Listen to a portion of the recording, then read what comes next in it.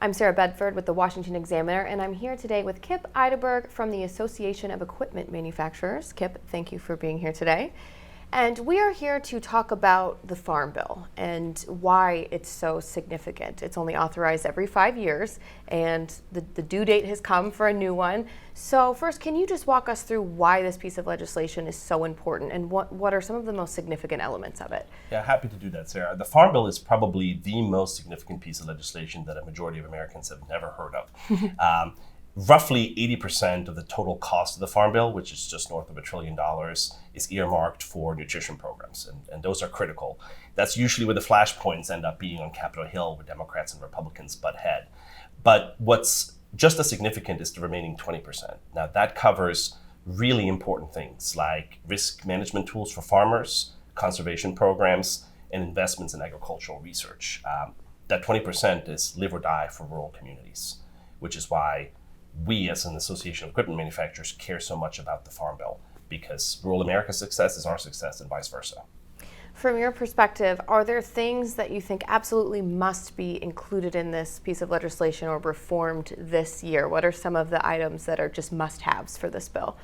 Well, it starts with crop insurance, which is a critical safety net for farmers and ranchers, equipment manufacturers, and I think anyone in business obviously deals with his or her fair share of uncertainties. In our case, it's been stressed supply chains, lack of parts and components, not enough workers. But if you're a farmer and a rancher and you're dealing with Mother Nature, that's a whole level of uncertainty that I think is unique to growers and producers. One bad harvest could wipe out an entire farming operation. So crop insurance is critical. We're talking about, Mother Nature. That brings to mind the climate change spending that Democrats on Capitol Hill would like to see more of in the Farm Bill. Some conservatives want to strip out some of that. So are there risks that could derail the talks? Is there a balance to be found there? Yeah, there are always risks, and we're down to about 30 days before the current Farm Bill is set to expire, and so the pressure is on. And I mentioned the nutrition programs as one flashpoint. Obviously, climate change tends to be another one. From our perspective, we actually think that there's an opportunity here to bring Democrats and Republicans together, and that's precision agriculture. Precision agriculture, if you're not familiar with it, and many people are not, leverages technology to enhance sustainability through more efficient use of critical inputs. So we're talking about land, water, fuel, pesticides, fertilizers. If we can inject programs into the Farm Bill to help with the adoption of precision agriculture, it's a win for the environment, it's a win for farmers, it's a win for the economy. So that's what we've been pushing for as a sort of middle-of-the-road bipartisan solution to some of those concerns. Let's talk about that a little bit. Precision agriculture is something that we've been talking about through this series about the farm legislation. Is there broad support? You mentioned that there might be behind increasing USDA loans, expanding it to different sized producers to increase that access to precision agriculture? Yeah, no, that's a great question. There is broad bipartisan support in both the House and the Senate. Two pieces of legislation in particular, the PAL Act, Precision Agriculture Loan Act, as it's officially called, and the PRECISE Act. And really what the two of them do together is that they will help those small and mid-sized farmers unleash the benefits of precision agriculture. I'll give you two data points that I think hopefully will help drive this home. Through the use of precision agriculture, we've seen productivity increase 4% across the country. That could increase by another 6% at full adoption. Water use is down 4%, could go up to 21% at full adoption across the country. That's the equivalent of 750,000 Olympic-sized swimming pools worth of water.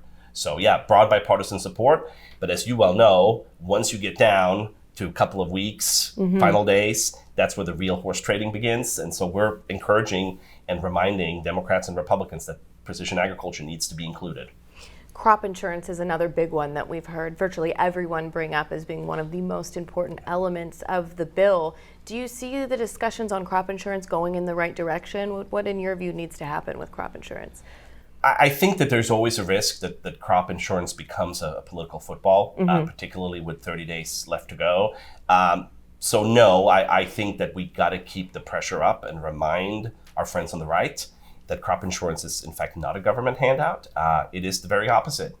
Without crop insurance and a bad harvest, you'll find a lot of farmers coming to Washington, hat in hand, asking for support. Crop insurance ensures that we don't have to do that. And I think when it comes to our friends on the left, we got to make sure that they don't forget about crop insurance. They tend to focus much more, you mentioned earlier, on climate change sustainability. So the fight is by no chance or by no stretch won at this point, but I feel pretty confident that once this bill passes, it will have robust risk mitigation tools included for farmers and ranchers. Supply chain issues were a lot less a part of the conversation 5 years ago, the last time the bill was authorized, because the pandemic hadn't happened yet. But now we've seen how significant an impact supply chain disruptions can have on the food chain, what people can get at their grocery store. What do you think can be done to strengthen supply chains in this bill, knowing what we know now about 2020 and beyond? Well, first of all, the certainty that the bill brings to farmers and ranchers, passing it on time, is the number one priority, should be the number one priority for Congress, any lawmaker who's interested in supply chains. I think beyond that, strengthening some of our infrastructure, investing in locks and dams, investing in rural roads and bridges, broadband, all of that ensures that farmers and ranchers can continue to grow and sell their crops, not just to customers here in the United States, but to customers around the country, around the world, rather. And then I think finally recognizing that the United States is increasingly being looked to feed not just us, but people around the world. And the only way that we can continue to do so is by having a state-of-the-art infrastructure and also policy priorities that strengthens our competitiveness, not weakens it. So we see the Farm Bill hopefully as a reminder to lawmakers that they should do more to make us competitive as a country, not less. How do you see the talks going right now? At this current moment, Congress is still on recess. As you mentioned, Congress likes to wait until the last minute to get important things done. Is there a risk that we hit the deadline at the end of the fiscal year and some sort of extension is needed, or are you sort of happy with the progress so far? Not entirely pleased, no, Sarah. I don't think it's a secret. Anyone who's been watching the Farm Bill closely, the Senate is further ahead than the House. If I had to guess, I would guess that the Senate does pass its version of the Farm Bill, either right before the deadline or a few weeks after.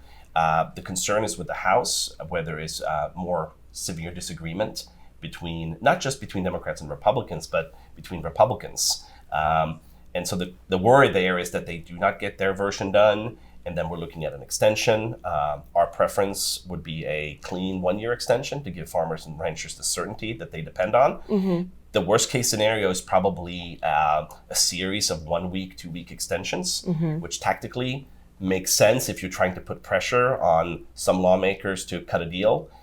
But that's no way to run a railroad, right? And if you're a farmer and a rancher and you're looking at programs that would expire, that would revert back to levels the 1930s, the 1940s. It's a lot of risk for the people that we look to every day to make sure that we are fed. I think people take that for granted. So yeah, we're a little concerned, which is why we keep putting the pressure on lawmakers to cut a deal. One of the biggest pressure points for this piece of legislation, right, is food aid. Conservatives want to reform it. Democrats tend to want to expand those programs. Yep. What do you think the right balance is for the future of food aid? I think food aid is critical. It's not only critical for those who depend on it to feed themselves, their families, their children, but it's obviously also critical for farmers and ranchers.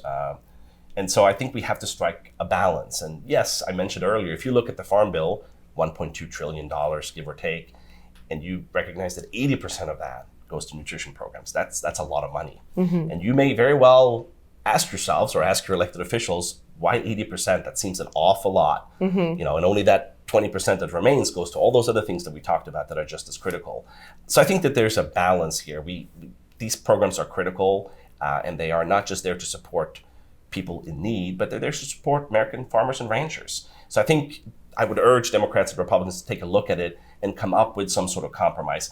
There's been a lot of talk about pulling some of that out of the Farm Bill to make it less contentious. But of course, if you do that, then it's going to be harder to maybe secure those votes you need from Democrats to pass it. So we are at a bit of an impasse.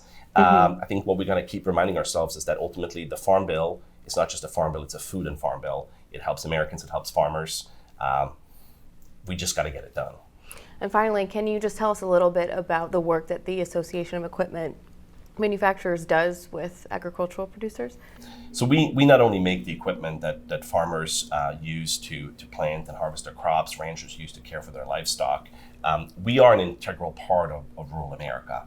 1/3 of Americans live in rural communities. for the 2.3 million men and women of the equipment manufacturing industry, that number is 2/3. And it's not at all uncommon if you go out and visit a manufacturing plant in a rural part of the country that the person building a tractor during the day farms during the weekend. Many of our workers are also farmers. So we are linked to rural America. Their success is our success. And so for us, this piece of legislation I mentioned earlier, it's the Farm Bill, yes, it's the Food and Farm Bill as well, but it's really an investment in rural America. We got to get this right.